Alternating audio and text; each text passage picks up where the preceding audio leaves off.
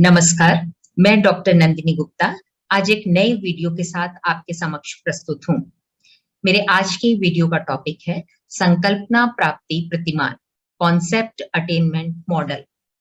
यह एक बहुत ही महत्वपूर्ण प्रतिमान है जिसका उपयोग सभी विषयों के अध्यापक अपने विषय की संकल्पनाओं को सिखाने के लिए करते हैं, जिससे संकल्पना के प्रति विद्यार्थियों की समझ पूर्णतया विकसित हो सके।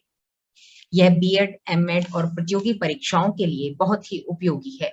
तो आइए अब हम समझते हैं कि संकल्पना प्राप्ति प्रतिमान का स्वरूप क्या है और इसका उपयोग कैसे किया जाता है और कब किया जाता है।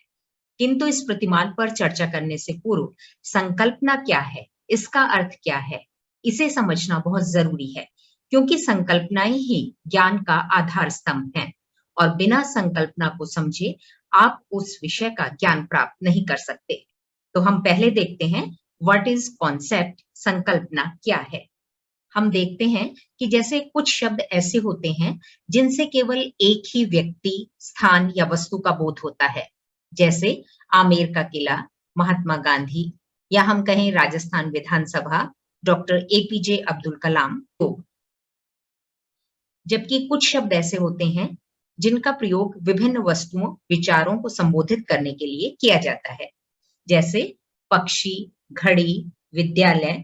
ये ऐसे शब्द हैं जो समूह को रिप्रेजेंट करते हैं, समूह का प्रतिनिधित्व करते हैं। जैसे पक्षी शब्द से हमें किसी एक पक्षी का बोध नहीं होता, बल्कि सभी पक्षियों का बोध होता है। ऐसे ही विद्यालय शब्द से किसी एक विद्यालय का बोध नहीं होता, बल्कि सभी प्रकार के और सभी स्तर के विद्यालयों का बोध होता है। तो इस आधार पर हम कह सकते हैं कि वे शब्द या प्रतीक जो किसी वर्ग या समूह का प्रतिनिधित्व करते हैं, संकल्पना कहलाते हैं। संकल्पनाओं को हम इस प्रकार परिभाषित कर सकते हैं। ब्रूनर के अनुसार समूह अथवा श्रेणियों का निर्माण करना ही संकल्पना का निर्माण करना है। एक जैसी विशेषताएं रखने वाले उदाहरणों को हम एक श्रेणी में रखते हैं और दूसरी तरह की समान विशेषता वाले उदाहरणों को हम दूसरी श्रेणी में। यही श्रेणियां या कैटेगरीज संकल्पना कहलाती हैं। डिसिको के अनुसार संकल्पना उदाहरणों का समूह है जिनमें समान विशेषताएं पाई जाती हैं। इस प्रकार हम कह सकते हैं कि संकल्पनाएं जातिवाचक और भाववाचक संज्ञा होती हैं, जिनके की बहुत से उदाहरण होते हैं और इन उदाहरणों में पाई जाने वाली समान विशेषताओं के कारण ही हम उन्हें विशेष संकल्पना में स्थान देते हैं। आइए अब हम देखते हैं कि संकल्पनाओं को किस प्रकार वर्गीकृत किया गया है। संकल्पनाओं का वर्गीकरण कई आधारों पर किया जाता है। संकल्पना की प्रकृति के आधार पर संकल्पनाओं को दो वर्गों में वर्गीकृत किया गया है। अमूर्त संकल्पना, एब्स्ट्रैक्ट कॉन्सेप्ट, मूर्त संकल्पना, कॉन्क्रीट कॉन्सेप्ट। अमूर्त संकल्पनाएं वे होती हैं जिनके उदाहरणों का कोई भौतिक अस्तित्व नहीं होता, यानी इन्हें हम अपनी ज्ञानेंद्रियों से देख नहीं सकते। इनके विषय में हम केवल अनुभव कर सकते हैं और इनके प्रभावों को हम देखकर उनका वर्णन शब्दों में कर सकते हैं। जिस प्रकार प्रेम, धैर्य, ईमानदारी ये अमूर्त संकल्पनाएं हैं। मूर्त संकल्पना या कॉन्क्रीट संकल्पना वे संकल्पनाएं होती हैं जिनके उदाहरणों का भौतिक अस्तित्व होता है, जिन्हें हम अपनी ज्ञानेंद्रियों से देख सकते हैं, छू सकते हैं। तो सभी प्रकार की भौतिक वस्तुएं जैसे मूर्ति, बीकर, वृक्ष, ये मूर्त संकल्पना के अंतर्गत हैं कि हम संकल्पना की वैधता के आधार पर, यानी उसकी निश्चितता के आधार पर संकल्पना को दो वर्गों में बांटा गया है। पहला है संरचित संकल्पना, स्ट्रक्चर्ड कॉन्सेप्ट, और दूसरा है लचीली संकल्पना, फ्लेक्सिबल कॉन्सेप्ट। संरचित संकल्पना वे कहलाती हैं जिनका अर्थ सभी व्यक्तियों के लिए समान होता है, जैसे विज्ञान, गणित, अर्थशास्त्र आदि विषयों की संकल्पनाएं संरचित संकल्पनाएं होती। उदाहरण स्वरूप परमाणु, लेंस, मुद्रा ये ऐसी संकल्पनाएं हैं जिनका अर्थ हर परिस्थिति में समान ही होता है। और लचीली संकल्पनाएं वे कहलाती हैं जिनका की भावार्थ अलग अलग व्यक्तियों के लिए अलग अलग परिस्थितियों में भिन्न हो सकता है और जिन पर समाज का, परिवेश का, काल और परिस्थिति का प्रभाव पड़ता है। जिस प्रकार सामाजिक विज्ञानों की और नीति शास्त्र की संकल्पनाएं लचीली संकल्पना के अंतर्गत आती हैं। उदाहरण के लिए कर्तव्य, जैसे हिंसा करना पाप है, लेकिन अपने देश की रक्षा के लिए दुश्मन पर गोली चलाना आपका कर्तव्य है। इसी प्रकार अधिकार, स्नेह, इनका भी अभिप्राय परिस्थितियों के अनुसार परिवर्तित हो सकता है। इसी तरह संकल्पनाओं को प्राथमिकता के आधार पर दो भागों में बांटा गया है, प्राथमिक संकल्पना और द्वितीयक संकल्पना। प्राथमिक संकल्पनाएं वे होती हैं जो अन्य संकल्पनाओं पर आधारित नहीं होती, उन्हें प्राइमरी कॉन्सेप्ट कहते हैं, जैसे व्यक्ति, परमाणु, कोशिका। और द्वितीयक संकल्पनाएं वे हैं जिनके अंदर प्राथमिक संकल्पनाएं निहित होती हैं और जो प्राथमिक संकल्पना पर निर्भर करती हैं, जैसे व्यक्तियों के मिलने से परिवार बनता है, परमाणुओं के मिलने से अणु बनता है और कोशिकाओं के समूह को ऊतक कहते हैं। अब हम देखते हैं कि संकल्पना के मुख्य घटक कौन से हैं। जॉयस और बेल ने संकल्पना के 6 मुख्य तत्वों का वर्णन किया है, जिसमें पहला है संकल्पना का नाम, आवश्यक गुण, अनावश्यक गुण, संकल्पना के सकारात्मक उदाहरण, संकल्पना के नकारात्मक उदाहरण और नियम या परिभाषा। तो संकल्पना का पहला घटक है नाम। तो किसी भी समूह को हम जिस शब्द से संबोधित करते हैं उसे उसका नाम कहते हैं। जैसे फल एक संकल्पना है, चुंबक, मशीन, ये संकल्पनाएं हैं जिन्हें हम इस नाम से संबोधित करते हैं। दूसरा घटक है आवश्यक गुण। वे गुण जिनकी उपस्थिति के कारण किसी उदाहरण को किसी विशेष श्रेणी में रखा जाता है, वे संकल्पना के आवश्यक गुण कहलाते हैं। इसी प्रकार यदि हम कहें सजीव संकल्पना के लिए आवश्यक गुण कौन से हैं, कि वे जीव जिनमें प्रजनन की, श्वसन की, वृद्धि की, अपने समान संतति उत्पन्न करने की, पाचन की विशेषताएं या गुण पाए जाएंगे, वही सजीव संकल्पना के अंतर्गत रखे जाएंगे। संकल्पना का तीसरा घटक है अनावश्यक गुण। जिन गुणों की उपस्थिति किसी उदाहरण को किसी विशेष श्रेणी में रखने का कारण नहीं बनती, वे उसके अनावश्यक गुण कहलाते हैं। जैसे किसी चीज का आकार, उसका रंग या उसका वजन जो है या उसकी लंबाई चौड़ाई, उसे उस विशेष संकल्पना में रखने का कारण नहीं बनती है।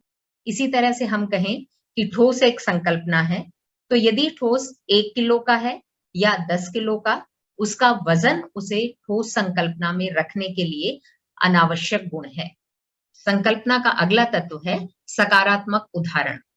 तो वे वस्तुएं या घटनाएं या विचार जिसमें किसी विशेष संकल्पना के आवश्यक गुण विद्यमान होते हैं, वे संकल्पना के सकारात्मक उदाहरण कहलाते हैं।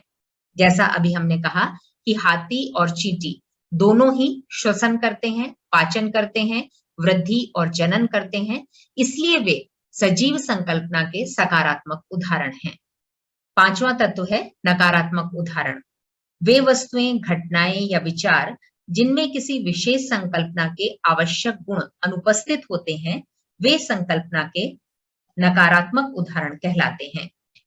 और संकल्पना का अंतिम घटक है नियम। जब किसी संकल्पना के आवश्यक गुणों को हम शब्दों के माध्यम से व्यक्त करते हैं, तो इसे संकल्पना के नियम का निर्माण कहते हैं या नियमीकरण या परिभाषीकरण भी कहते हैं। अब हम देखते हैं कि संकल्पना प्राप्ति प्रतिमान का आधार क्या है। संकल्पना प्राप्ति प्रतिमान के प्रवर्तक थे जे ब्रूनर और जॉर्ज ऑस्टिन। ब्रूनर, गुडनाउ और ऑस्टिन ने व्यक्ति के सीखने की प्रक्रिया के आधार पर कुछ सिद्धांतों का प्रतिपादन किया। इन्होंने देखा कि बालक किस प्रकार सीखता है, कैसे वो ज्ञान का निर्माण करता है, कंस्ट्रक्शन ऑफ नॉलेज किस तरह से होती है, उसका ध्यान किस चीजों की तरफ जाता है, कैसे वह अपने पूर्व ज्ञान को नवीन ज्ञान से जोड़ता है, चीजों में संबंध स्थापित करता है और अपनी संकल्पनाओं का निर्माण करता है।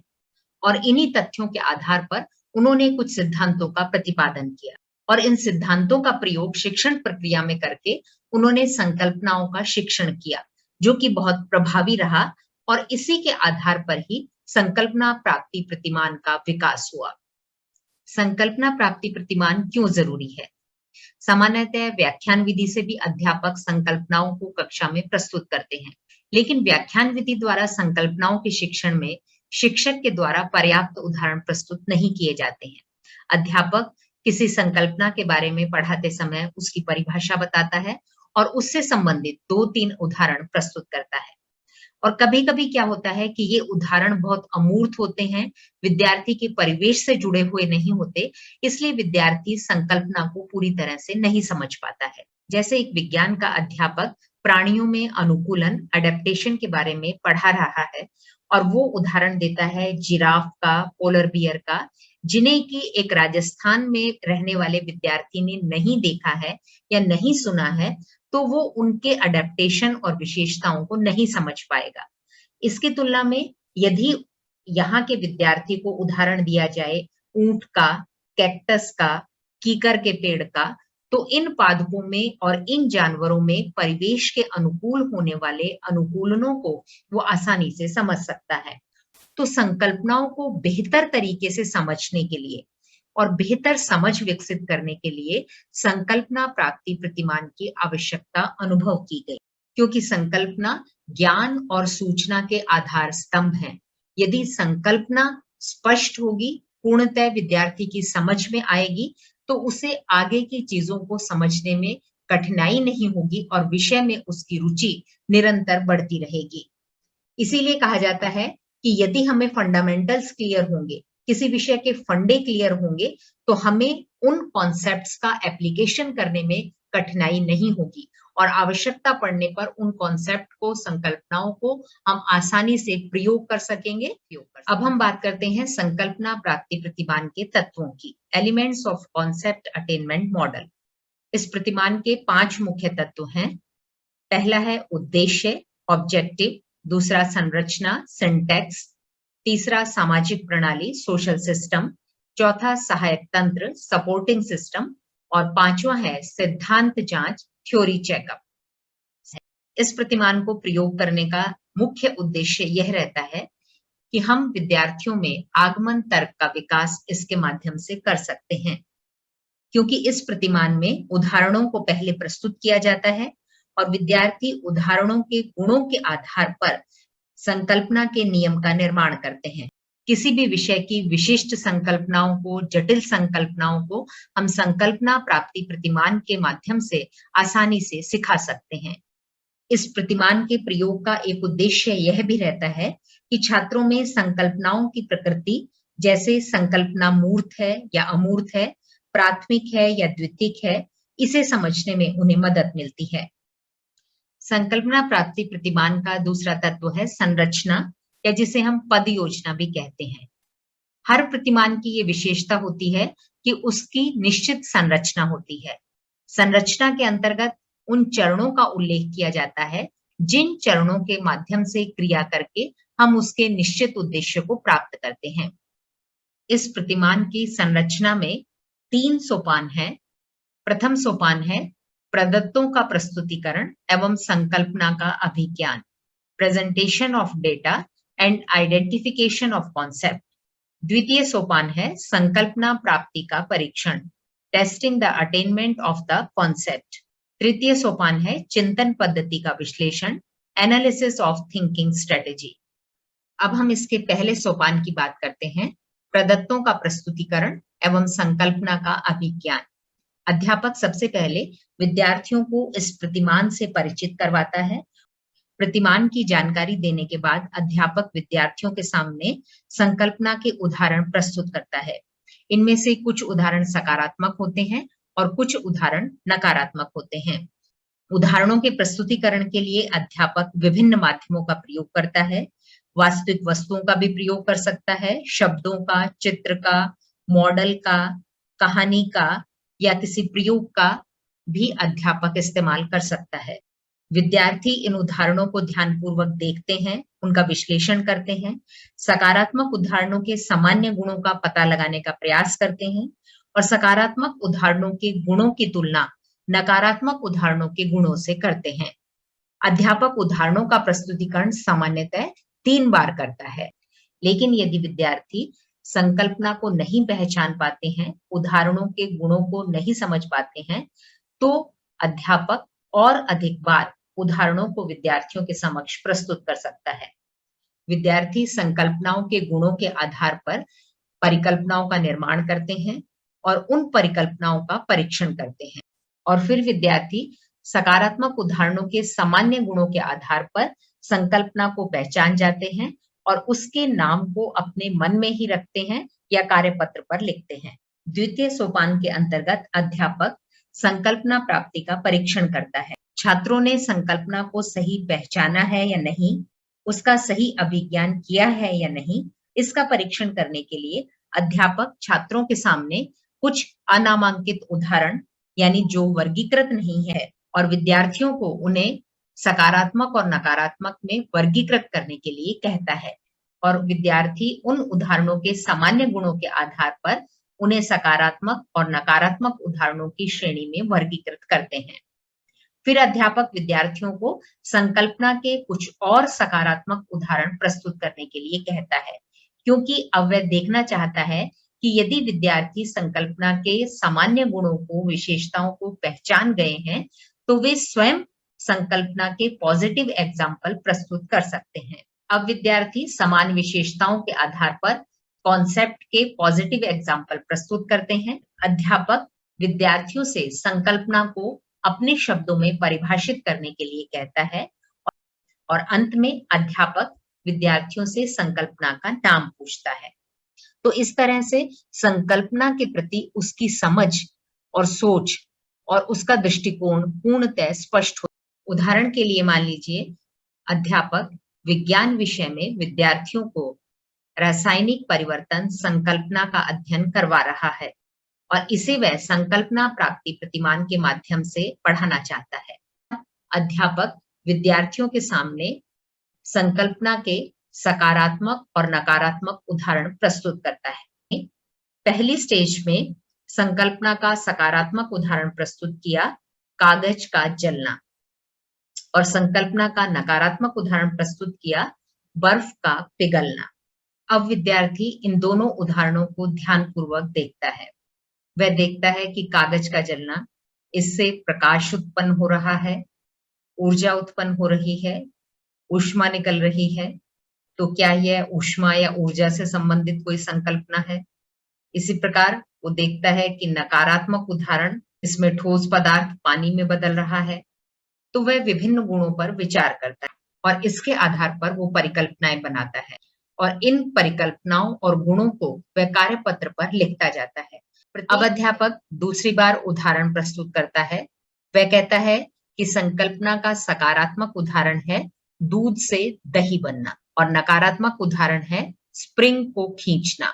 संकल्पना के अन्य गुण पर विचार करने लगता है कि शायद यह कोई परिवर्तन से संबंधित संकल्पना है, नए पदार्थ के बनने से संबंधित कोई संकल्पना है, और वह उन परिकल्पनाओं को कार्यपत्र पर लिखता है। अब अध्यापक तीसरी बार संकल्पना के उदाहरण प्रस्तुत करता है। वह कहता है कि संकल्पना का सकारात्मक उदाहरण है लोहे में जंग लगना और नकारात्मक उदाहरण है स्पंज को दबाना। वो देखता है कि कागज को जलाने पर जो राख बनती है उससे पुनः कागज नहीं बनाया जा सकता। इसी प्रकार दूध से दही बनने पर दही से पुनः दूध नहीं बनाया जा सकता। इसी तरह लोहे के जंग लगने पर जंग लगे हुए लोहे को पुनः सामान्य लोहे में परिवर्तित नहीं किया जा सकता। वह अपने मन में एक यह कल्पना करता है कि यह परिवर्तन से संबंधित कोई संकल्पना है, यानी ऐसे परिवर्तन जिनसे कि मूल पदार्थ को पुनः प्राप्त नहीं किया जा सकता। अब अध्यापक विद्यार्थी ने संकल्पना को समझा है या नहीं, या संकल्पना की सही पहचान की है या नहीं, इसकी जांच करने के लिए विद्यार्थियों के समक्ष संकल्पना के अनामांकित उदाहरण, यानी कि जो उदाहरण पॉजिटिव और नेगेटिव में वर्गीकृत नहीं है, वो विद्यार्थी के सामने प्रस्तुत करता है। बर्फ का जमना, गोबर से गोबर गैस बनना, मोम का पिघलना, लकड़ी का जलना, मोमबत्ती का जलना, इन सारे उदाहरणों में से विद्यार्थी को कहता है कि इनमें से अब आप संकल्पना के पॉजिटिव और नेगेटिव एग्जाम्पल छांटिए। यदि विद्यार्थी संकल्पना के पॉजिटिव एग्जाम्पल्स की समान विशेषताओं को पहचान गया है, तो वह इन उदाहरणों को पॉजिटिव और नेगेटिव एग्जाम्पल्स में वर्गीकृत कर सकता है। तो यहाँ अब विद्यार्थी देखता है लकड़ी का जलना, मोमबत्ती का जलना, चूने के पत्थर की सल्फ्यूरिक अम्ल से क्रिया, सिल्वर नाइट्रेट की सोडियम क्लोराइड से अभिक्रिया, ये सब संकल्पना के पॉजिटिव एग्जाम्पल हैं और बर्फ का जमना, मोम का पिघलना, पानी का वाष्पीकरण, कॉपर के तार को मोड़ना, ये सब संकल्पना के नकारात्मक उदाहरण हैं, क्योंकि इनमें हम मूल वस्तु को या मूल चीज को पुनः प्राप्त कर सकते हैं। इस तरह विद्यार्थी इन उदाहरणों को पॉजिटिव और नेगेटिव कैटेगरी में वर्गीकृत करता है। इसके पश्चात अध्यापक कहता है कि यदि आप संकल्पना को सही तरीके से पहचान गए हैं, तो अब आप मुझे संकल्पना के कुछ सकारात्मक उदाहरण बताइए। क्योंकि अब विद्यार्थी संकल्पना को और उसकी विशेषताओं को पहचान गए हैं, तो विद्यार्थी सकारात्मक उदाहरण प्रस्तुत करते हैं, जैसे अगरबत्ती का जलना, फलों का पकना। एक बार यदि फल पक जाता है तो उससे हम कच्चा फल नहीं प्राप्त कर सकते। कोयले का जलना, अग्निशमन यंत्र से कार्बन डाइऑक्साइड गैस का निकलना। तो विद्यार्थी ये सब संकल्पना के सकारात्मक उदाहरण प्रस्तुत करता है। अब अध्यापक कहता है कि आपने संकल्पना के किन आवश्यक गुणों को पहचाना, उन आवश्यक गुणों को बताइए। तो अब विद्यार्थी संकल्पना के आवश्यक गुणों को लिखता है कि इस परिवर्तन के परिणाम स्वरूप नए पदार्थ का निर्माण होता है और पदार्थ के रासायनिक संगठन में परिवर्तन होता है, और इस परिवर्तन के फलस्वरूप बने नए पदार्थ से पुनः मूल पदार्थ प्राप्त नहीं किया जा सकता। तो इन सामान्य गुणों को, सामान्य विशेषताओं को विद्यार्थी ने संकल्पना में पहचाना। अब अध्यापक कहता है कि अब आप मुझे संकल्पना का नाम बताइए और संकल्पना को परिभाषित कीजिए।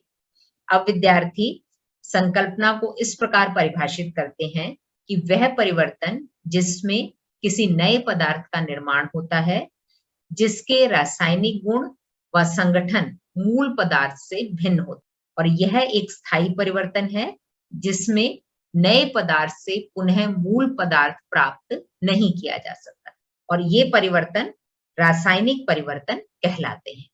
इस तरह से संकल्पना के प्रति उनकी समझ बहुत विस्तृत, गहन और स्पष्ट हो जाती है। सिंटैक्स का तीसरा सोपान है चिंतन पद्धति का विश्लेषण करना। इस चरण में विद्यार्थी अपने विचारों को अभिव्यक्त करते हैं। वे बताते हैं कि उन्होंने उदाहरणों के किन गुणों पर विचार किया, एक गुण पर विचार किया या कई विशेषताओं पर उन्होंने गौर किया, और किन गुणों के आधार पर उन्होंने किस किस तरह की परिकल्पनाएं बनाई, उन्होंने कितनी परिकल्पनाएं बनाई। तो इस सब विषय में वो अपने विचार व्यक्त करते हैं, चर्चा करते हैं और ये बताते हैं कि किस परिकल्पना से उनको संकल्पना को पहचानने में मदद मिली, कौन सी परिकल्पना जो थी निरर्थक थी, कौन सी परिकल्पना को उन्होंने अस्वीकार किया, किस किस दिशा में उन्होंने सोचा, किस किस दिशा में उनकी चिंतन प्रक्रिया चली, और किस तरह से किसी विशेष बिंदु पर उनका ध्यान केंद्रित हुआ।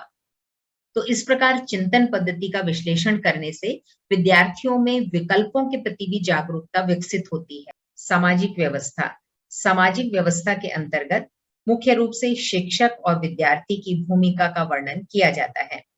संकल्पना प्राप्ति प्रतिमान में शिक्षक की मुख्य भूमिका होती है कि शिक्षक अपने विषय की उस संकल्पना का चयन करता है जिसे कॉन्सेप्ट अटेनमेंट मॉडल के द्वारा उसे पढ़ाना है। संकल्पना के शिक्षण के लिए अध्यापक को जिन उदाहरणों की आवश्यकता होगी, अध्यापक उन उदाहरणों का चयन करता है, उन उदाहरणों को एकत्र करता है, उन उदाहरणों को किस प्रकार से, किस माध्यम से प्रस्तुत किया जाएगा, उन माध्यमों का चयन भी करता है और उन माध्यमों का निर्माण भी करता है, और उसके बाद विद्यार्थियों के समक्ष रोचक तरीके से उदाहरणों को प्रस्तुत करता है। उदाहरणों को प्रस्तुत करने का माध्यम यदि उपयुक्त होगा, विद्यार्थियों के स्तर के अनुकूल होगा, तो विद्यार्थी उदाहरणों को आसानी से समझ पाएंगे और उनका विश्लेषण कर पाएंगे। प्रत्येक सोपान में विद्यार्थी क्या कार्य करेंगे, किस प्रकार करेंगे, इसके लिए वह विद्यार्थियों को निर्देश भी देता है। विद्यार्थी की भूमिका के अंतर्गत विद्यार्थियों द्वारा किए जाने वाले कार्यों को चिन्हित किया जाता है। विद्यार्थी अध्यापक द्वारा दिए गए निर्देशों का पालन करते हैं। प्रत्येक चरण में क्या कार्य, क्या गतिविधि विद्यार्थियों को करनी है, उसके अनुसार कार्य करते हैं। उदाहरणों के गुणों को देखकर उनकी विशेषताओं के आधार पर विद्यार्थी परिकल्पनाओं का निर्माण करते हैं और उदाहरणों के गुणों को कार्यपत्र पर लिखते हैं। विद्यार्थी उदाहरणों को पॉजिटिव और नेगेटिव कैटेगरी में वर्गीकृत भी करते हैं। चिंतन पद्धति के विश्लेषण के दौरान अपने विचारों को अभिव्यक्त करते हैं। किसी भी प्रतिमान के प्रयोग के लिए जिन वस्तुओं की आवश्यकता होती है, जो उसकी क्रियान्विति में सहायक होते हैं, उन्हें हम सहायक तंत्र कहते हैं। संकल्पना प्राप्ति प्रतिमान के लिए हमें जिन चीजों की आवश्यकता होती है, वो है संकल्पना से संबंधित अध्ययन सामग्री, संकल्पना के लिए पर्याप्त सकारात्मक और नकारात्मक उदाहरण, संकल्पना के प्रभावी अभिज्ञान के लिए पर्याप्त सकारात्मक और नकारात्मक उदाहरण आवश्यक हैं। उदाहरणों का प्रस्तुतिकरण भी प्रभावी होना चाहिए। इसके लिए उदाहरणों को प्रस्तुत करने के लिए उपयुक्त श्रव्य दृश्य साधनों का होना जरूरी है। और संकल्पना प्राप्ति प्रतिमान का अंतिम तत्व है सिद्धांत जांच। सिद्धांत जांच के अंतर्गत अध्यापक परीक्षण का निर्माण करता है, जिसका प्रयोग करके अध्यापक ये जानता है कि छात्र ने संकल्पना के विभिन्न गुणों को, विभिन्न घटकों को किस हद तक समझ लिया है, विद्यार्थी के व्यवहार में कितना अपेक्षित परिवर्तन हुआ है और उद्देश्यों की प्राप्ति किस सीमा तक हुई है। संकल्पना प्राप्ति प्रतिमान के प्रभाव। संकल्पना प्राप्ति प्रतिमान के दो प्रभाव हैं, शिक्षण प्रभाव और पोषक प्रभाव। शिक्षण प्रभाव प्रतिमान के वो प्रभाव हैं जिनको प्राप्त करने के लिए हमने प्रतिमान का प्रयोग किया है। ये प्रतिमान के मुख्य प्रभाव कहलाते हैं। ये प्रतिमान के शिक्षण उद्देश्यों के समान होते हैं। पोषक प्रभाव प्रतिमान के अतिरिक्त प्रभाव कहलाते हैं, जो हमें शिक्षण प्रभाव के अलावा प्राप्त होते हैं। जिनके लिए हमने शिक्षण प्रतिमान का प्रयोग नहीं किया था, इस प्रतिमान के शिक्षण प्रभाव हैं कि विद्यार्थियों को संकल्पना की प्रकृति का ज्ञान हो जाता है। विद्यार्थियों में आगमन तर्क का भी विकास होता है, क्योंकि विभिन्न उदाहरणों के माध्यम से विद्यार्थी आगमन चिंतन के द्वारा संकल्पना को परिभाषित करते हैं। किसी भी विषय की कठिन और जटिल संकल्पनाओं का ज्ञान भी विद्यार्थियों को इस प्रतिमान के माध्यम से आसानी से करवाया जा सकता है। संकल्पना निर्माण की प्रक्रिया का विकास विद्यार्थियों में होता है, विकास होता है। इस तरह संकल्पना निर्माण की प्रक्रिया को विद्यार्थियों में विकसित किया जा सकता है। विद्यार्थियों में विकल्पों के प्रति जागरूकता विकसित होती है। विद्यार्थी जब चिंतन पद्धति के विश्लेषण के दौरान अपने विचारों को अभिव्यक्त करते हैं, तो वे संप्रेषण के प्रति सजग होते हैं। विद्यार्थियों में संदिग्ध अवस्था को सहन करने की क्षमता भी विकसित होती है, टॉलरेंस ऑफ एम्बिग्यूटी। छात्रों को संकल्पना के निर्माण में कठिनाइयां आती हैं, वो बार-बार प्रयास करते हैं, परिकल्पना स्वीकार या अस्वीकार भी होती है। कई बार विद्यार्थियों को असमंजस की स्थिति का भी सामना करना पड़ता है। तो इस तरह से संदिग्ध अवस्था में भी हम अपने धैर्य को ना खोएं, हम अपने विवेक को ना खोएं। तो ये अतिरिक्त पोषक प्रभाव ये हमें प्राप्त होते हैं। जिस तरह सेल में कहा जाता है कि एक के साथ एक फ्री, तो ये फ्री प्रभाव जो हैं वो हमें प्रतिमान के शिक्षण के द्वारा प्राप्त होते हैं। आपको मेरा ये वीडियो कैसा लगा? आप इसे लाइक, शेयर और सब्सक्राइब जरूर कीजिए। अगले वीडियो में फिर मिलते हैं एक नए टॉपिक के साथ। Thank you for watching.